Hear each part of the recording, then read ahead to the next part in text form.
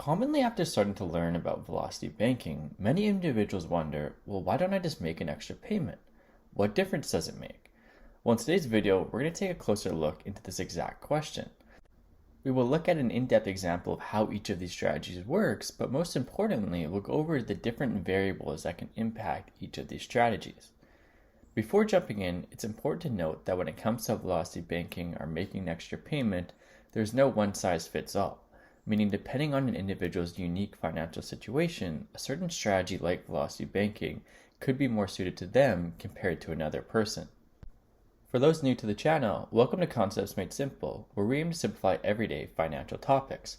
If you're looking to get control of your finances and make smart financial decisions, please consider subscribing to the channel down below.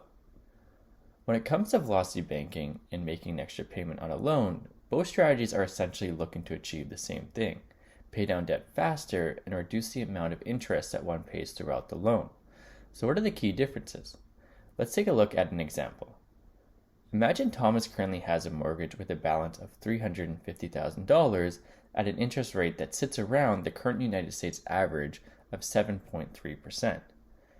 With Thomas's current monthly mortgage payment being $2,516, if he were to not make any extra payments, his mortgage would take him 25 years to pay, and he would pay approximately $412,000 in interest. But Thomas would like to start making an extra payment to reduce the amount of interest he pays on his mortgage. His current monthly income is $5,000, and after paying all of his expenses, Thomas is left with $1,000. Thomas will then take this additional $1,000 of monthly income and put it towards an extra payment on his mortgage. If Thomas is able to stay consistent with this extra payment, it will now take him approximately 12 years and 8 months to pay off his mortgage, and he will pay around $186,000 in interest, meaning his mortgage will be paid off 12 years faster, and he will save approximately $226,000 on interest payments.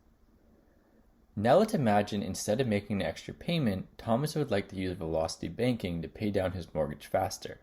Let's take a closer look at how this would work and some of the key differences compared to making an extra payment.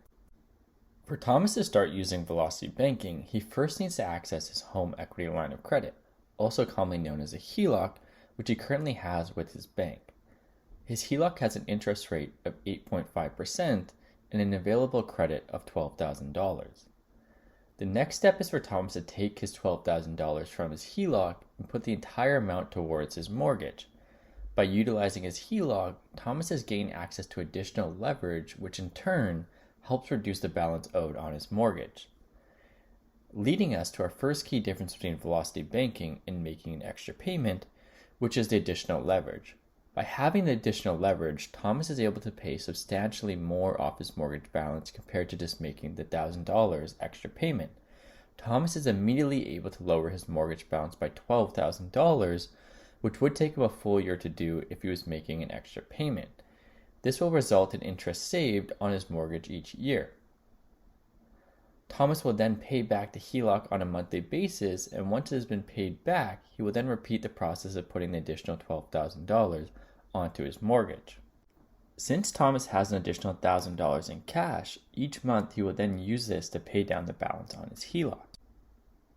Using this strategy, Thomas will pay his mortgage in approximately 12 years and 3 months. This is 5 months faster than making the extra payment, and his total interest savings will be around $234,000. Meaning, compared to the extra payment, he will save approximately an extra $8,000 in interest from the mortgage.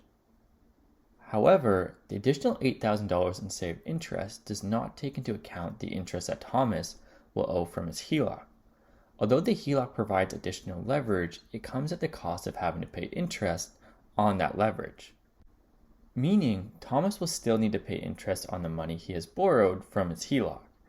In Thomas's situation, his HELOC currently carries an interest rate of 8.5%, meaning each year he would need to pay a total of around $559 in interest, which works out to be around $6,800 in total interest paid on the HELOC throughout his mortgage. As you can see in this example, the difference between velocity banking and making an extra payment can be very minimal. Thomas is able to pay his mortgage off 5 months faster and save slightly on interest. However, this is only an example, and it's important to keep in mind that certain variables can significantly change whether one strategy or the other is going to be more advantageous.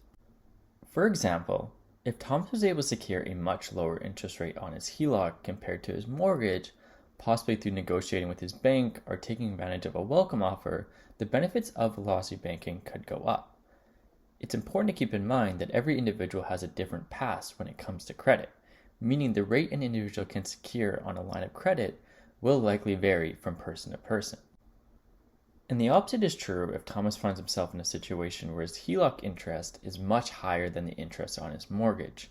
In this situation, velocity banking can potentially be much less appealing. As well, each strategy, whether it be velocity banking or making an extra payment, has its pros and cons.